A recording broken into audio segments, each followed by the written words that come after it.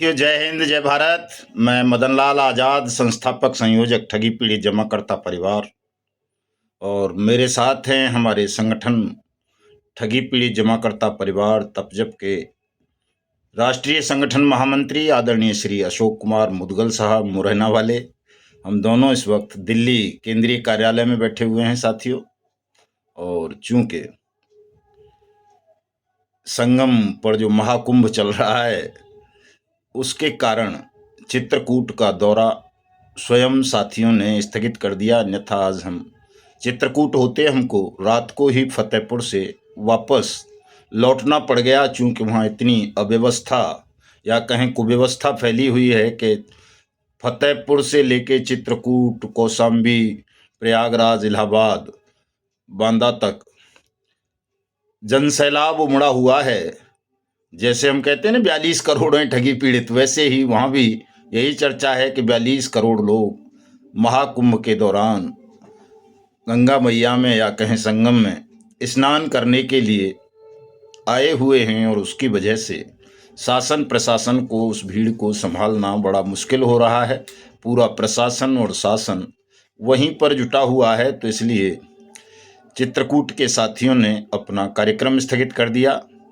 और चूंकि दूसरा कार्यक्रम 10, 11, 12 का बांदा, महोबा और हमीरपुर का लगा दिया था भाइयों ने, तो अभी ये कुव्यवस्थाएं उत्तर प्रदेश में और 15 फरवरी तक लगभग निरंतर बनी रहेंगी। शासन प्रशासन पूरा अमला कुंभ में ही व्यस्त रहेगा, चूंकि कई हादसे हो चुके हैं, भगदड़ मच चुकी है, अनेक लोगों की जानें जा चुकी हैं, 2 बार अग्निकांड हो चुके हैं बड़े बड़े, और अभी और भी संभावनाएं हैं कि इस तरह के दुखद हादसे इस महाकुंभ के दौरान हो जाएं, चूंकि लोगों की मानसिकता ऐसी है साथियों कि वो तन के मैल धोना चाहते हैं, शरीर के मानसिक जो गंदगी है जिसे माँ गंगा भी पवित्र नहीं कर सकती, मानसिक स्नान करने की मन स्थिति में अभी हमारे देश के लोग नहीं हैं। जो कि हमारा संदेश तो यही है कि माँ गंगा भी उन्हीं के पाप धोएंगी, महाकुंभ में भी उन्हीं के पाप धुलेंगे जो मन से पवित्र होंगे, शुद्ध होंगे। तो पहले मानसिक पवित्रता की तैयारियां करें तमाम साथी, तमाम देशवासी, कि हम मन से पवित्र हों। तन तो कहीं भी साफ हो ही जाता है, गंगा मैया में जाके तो हो ही जाना है, लेकिन अगर आप संगम स्नान करने जा रहे हैं, महाकुंभ में जा रहे हैं, तो साथियों हमारी तमाम अपने श्रद्धालु भाइयों से ये करबद्ध प्रार्थना है कि वो अपने मानसिक रोगों को भी या मानसिक तृष्णाओं को भी माँ गंगा के हवाले करके आएँ वहाँ से, और जब आएँ तो बिल्कुल शुद्ध पवित्र भाव से अपने घरों को जीवित वापस लौटें, सुखपूर्वक वापस आएं, और जो समाज में, राष्ट्र में, हमारे हृदयों में गंदगी फैल चुकी है उसको भी दूर करने का प्रयास करें। चूंकि संगम स्नान के दौरान जो ये करोड़ों की भीड़ वहाँ दिखाई पड़ रही है, उसमें साथियों आधे से ज़्यादा ठगी पीड़ित हैं। और यदि ये ठगी पीड़ित इस तरह का महाकुंभ का आयोजन कहीं दिल्ली में कर दें अपने भुगतान के लिए, अपने सुरक्षा सम्मान के लिए, अपने राष्ट्र को बचाने के लिए, तो ये जो गंदगी बेईमान और ठगों ने हिंदुस्तान के सीने में ठोक दी है, ये पल भर में नष्ट की जा सकती है। तो मैं माँ गंगा से ये भी अपील करूँगा कि वो लोगों को इतनी ताकत दें इन स्नान करने वालों को कि ये देश में ठग और बेईमानों के खिलाफ भी अपनी शक्ति का सदुपयोग करें और हिंदुस्तान को ठगमुक्त बेईमान रहित राष्ट्र राज्य के रूप में स्थापित करने में हमें सहयोग करें। तो साथियों आता हूं खबरों पर। कई महत्वपूर्ण खबरें हैं, लेकिन उससे पहले मैं आप सबसे ये अनुरोध करना चाहूँगा कि इस पूरे वीडियो को ध्यान से सुनेंगे, इसे ज़्यादा से ज़्यादा शेयर करेंगे, लाइक करेंगे, कमेंट करेंगे, और जिन साथियों ने हमारे YouTube चैनल युगांतर न्यूज़ को अभी तक सब्सक्राइब नहीं किया है वो इसे सब्सक्राइब भी ज़रूर कर लेंगे, चूँकि जो आपको यहाँ मिल सकता है वो संसार में कहीं भी आप प्राप्त करने की कोशिश करेंगे तो नहीं मिलेगा। केवल भटकाव मिलेगा, असत्य मिलेगा, छल मिलेगा, बेईमानी मिलेगी, कपट मिलेगा, शोषण और उत्पीड़न की कहानी आप स्वयं लिख लेंगे अपनी, अगर आपने हमारे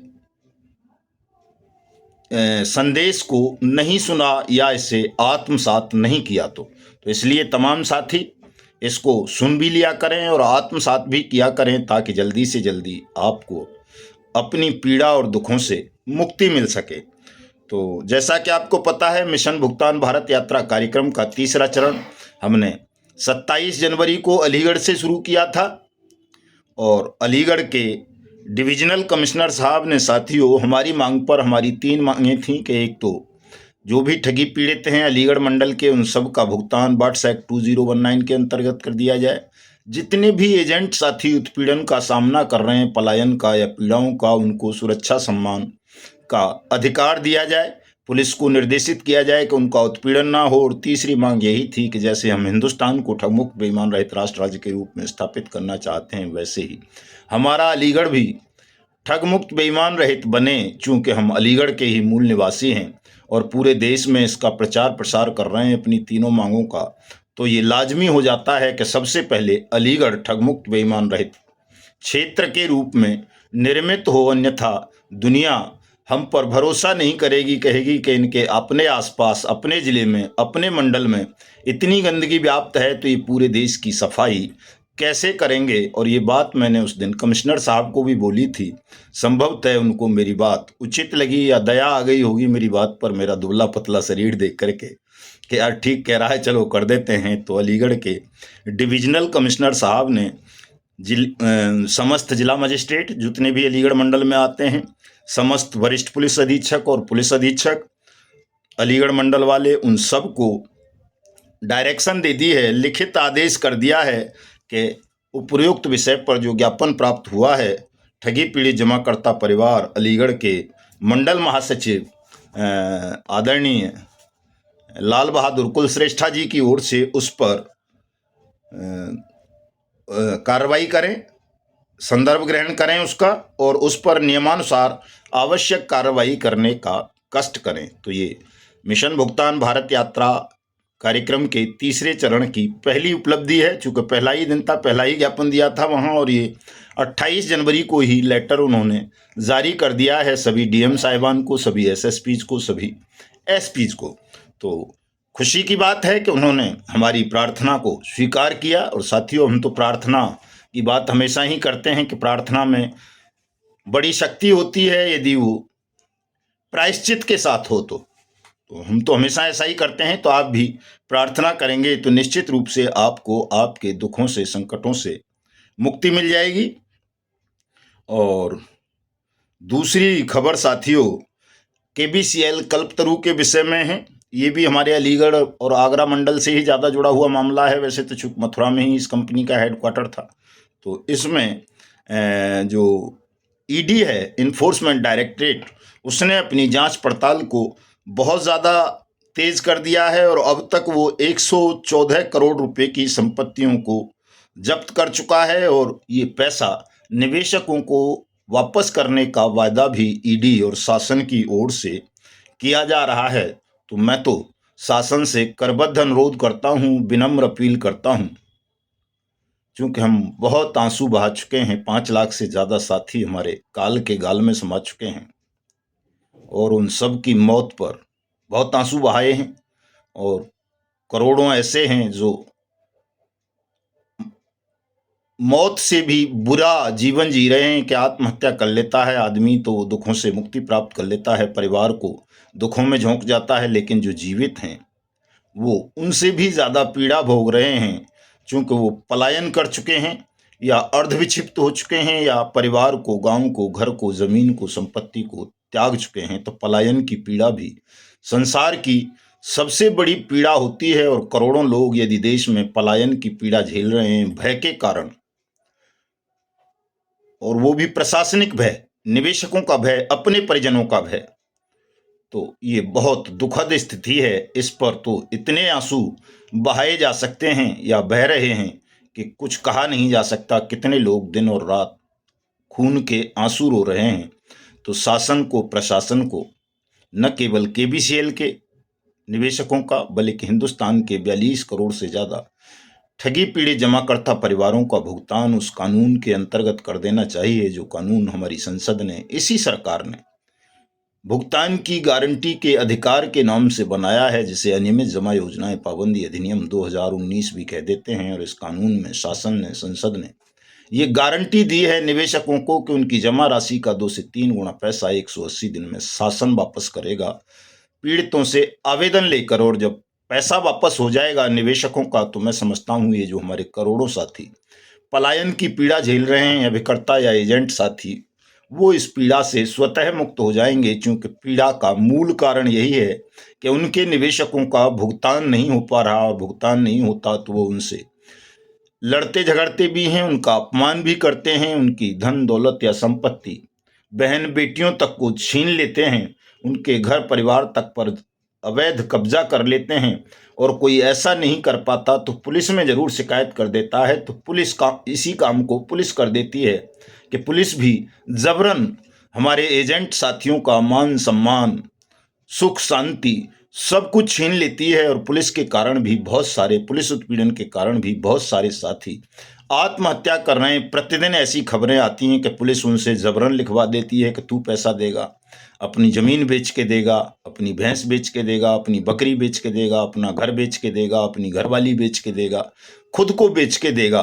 तो इस पीड़ा का, अंतहीन पीड़ा का साथियों सिलसिला थम नहीं रहा है और सरकार इसे गंभीरता से नहीं ले रही है। मैं सरकार से कहना चाहूँगा कि अविलंब सबका भुगतान कर दे, अन्यथा कहीं ऐसा न हो कि ये आंसू तेजाबी सैलाब बन जाएं और तुम सब इन आंसुओं के सैलाब में जलकर भस्म हो जाओ।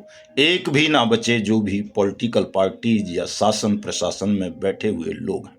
मेरी अपील पर गंभीरता पूर्वक ध्यान दें तमाम शासन प्रशासन में बैठे हुए लोग, और केवल केबीसीएल या साइंस सिटी के लोगों का ही नहीं बल्कि GCA, Togo, bike bot, hello taxi, top ride, Adarsh, Sanjivani, Navjeevan, Samruddha, Sai Prasad, Sai Prakash, Sahara, LUCC, LJCC, human और जितनी भी कंपनियां हैं, रोज वैली, पिनकॉन, समर्थ, जेकेबी, ट्रिनिटी और आपका क्या बोलते हैं जनशक्ति, केमुना और करम भूमि और साहब आपका अल्केमिस्ट वगैरह वगैरह, इतनी HBN, विश्वामित्रा वगैरह, HBN, GN gold, GN dairy, दुनिया भर की हैं, मतलब लगभग 3 लाख हैं, कैलकॉम वगैरह, गरिमा वगैरह।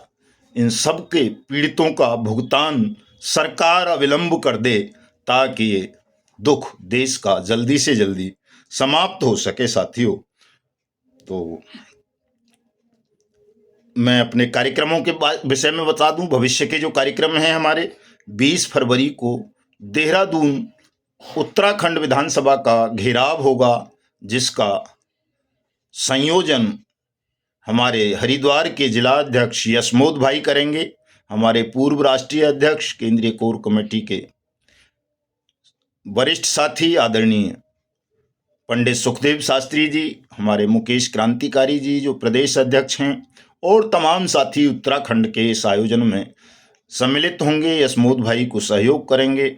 और मैं समझता हूं इस बार उत्तराखंड में हमारा वार खाली नहीं जाएगा और हजारों की संख्या में तमाम साथी 20 फरवरी को देहरादून विधानसभा के घेराव में सम्मिलित होकर उत्तराखंड की सरकार को विवश कर देंगे बट्स एक्ट 2019 का इम्प्लीमेंटेशन कराने के लिए, उत्तराखंड के साथियों का भुगतान कराने के लिए। चूंकि उत्तराखंड में कुछ जिलों में तो जैसे हरिद्वार है, कोटद्वार है और भी एक आध जगह ऐसा है कि वहाँ बट्स एक्ट 2019 के अंतर्गत देहरादून में भी आवेदन तो लिए जा रहे हैं, लेकिन भुगतान की प्रक्रिया आरंभ नहीं हुई है। नोटिस, सम्मन, कुर्की, नीलामी, ये सब भी तो करना चाहिए। चूंकि टाइम बाउंड एक्ट है, 180 दिन में ट्रायल कंप्लीट करके पीड़ितों का भुगतान करने का दावा कानून करता है, तो ऐसा क्यों नहीं किया जा रहा। ये क्षोभ का और क्रोध का विषय है साथियों।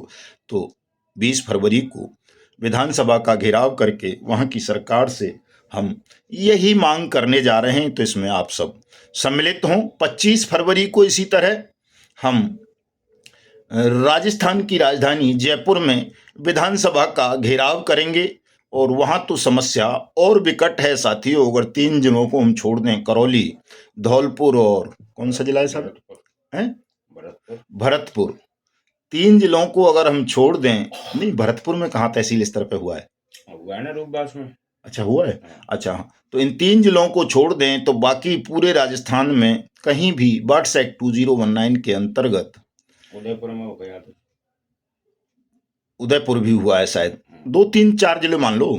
बर्ड्स एक्ट 2019 के अंतर्गत भुगतान के दावे भी स्वीकार नहीं किए जा रहे, लेकिन इन जिलों में थाना स्तर पर शिविर लगाकर आवेदन तो लिए जा रहे हैं, लेकिन उन आवेदनों पर पुलिस कैसे कार्रवाई करेगी जब तक कि राजस्थान की सरकार बर्ड्स एक्ट अथॉरिटी के रूप में अपने जिला कलेक्टर्स को, एडीएम्स को, तहसीलदार्स को, एसडीएम साहिबान को अपॉइंट नहीं करेगी। चूंकि राजस्थान की जो पूर्ववर्ती कांग्रेस सरकार थी, उसने राजस्थान के साथ छल करते हुए वहाँ जो कोऑपरेटिव रजिस्ट्रार होते हैं, डिप्टी रजिस्ट्रार जिलों में, उनको इसमें सहायक सक्षम अधिकारी बना दिया था, जो एक तरह से बर्ड्स एक्ट 2019 को कमजोर करने का षड्यंत्र था, उसकी टांग तोड़ने का षड्यंत्र था। वो काम पूर्ववर्ती कांग्रेस सरकार ने किया था और उस अपराध को भारतीय जनता पार्टी की सरकार भी निरंतर करती जा रही है राजस्थान में। तो हमारी पहली मांग वहाँ यही है कि जैसे देश के अन्य राज्यों में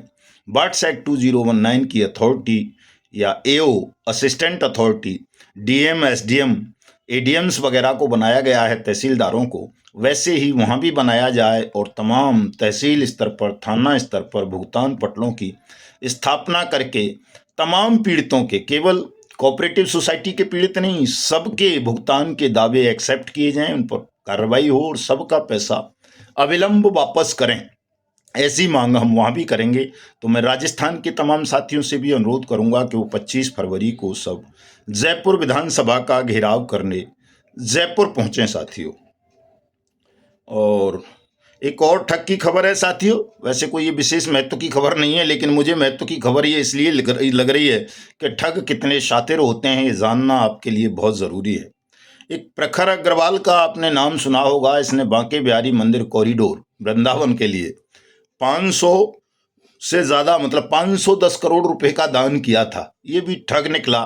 इसके खिलाफ दर्जनों ठगी के मुकदमे आगरा में दर्ज हुए हैं और अब सरकार ने, पुलिस ने, इन्फोर्समेंट एजेंसीज ने उन मुकदमों के अगेंस्ट इसकी तमाम प्रॉपर्टीज को सीज करने की कार्रवाई शुरू कर दी है। तो आप समझ सकते हो कि ठग धर्म के नाम पर, जाति के नाम पर, देवी देवताओं के नाम पर, आपकी क्षेत्रीय भावनाओं के नाम पर, आपसे जुड़े हुए महापुरुषों के नाम पर किस प्रकार ठगी करते हैं। जैसे वो जीसीए वाला क्या था साहब, गंगा यमुना कावेरी, गंगा कावेरी, उसने गंगा जी और कावेरी को, नदियों के प्रति जो हमारी आस्था है, उसको भुनाते हुए देश के लाखों लोगों को चीट किया और खुली हवा में सांस ले रहा है, घूम रहा है।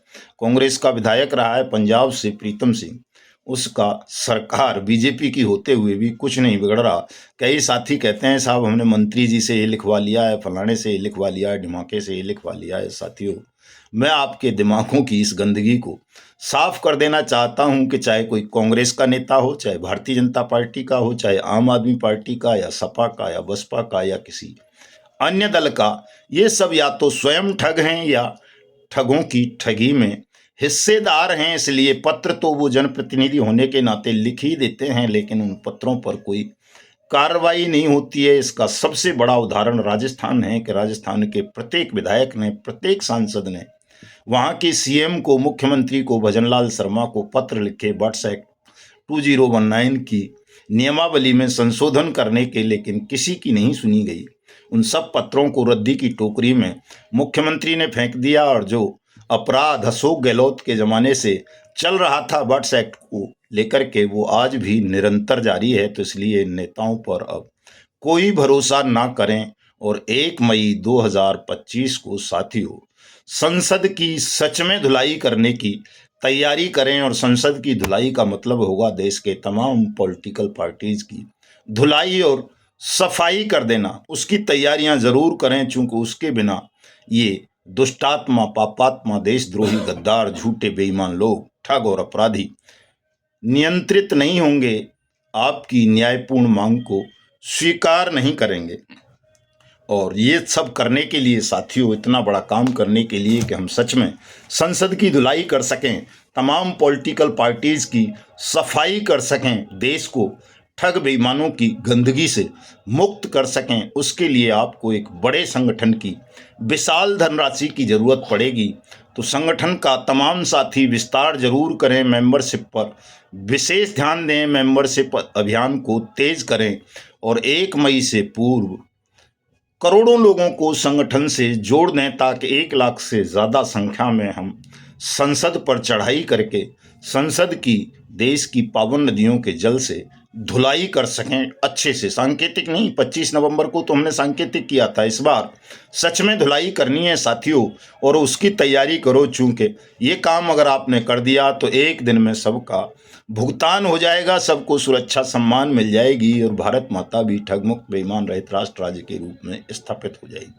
परसों मैंने बताया था आपको कि उत्तर प्रदेश को हमने 4 भागों में विभाजित कर दिया है, 4 प्रदेश अध्यक्ष बना दिए हैं।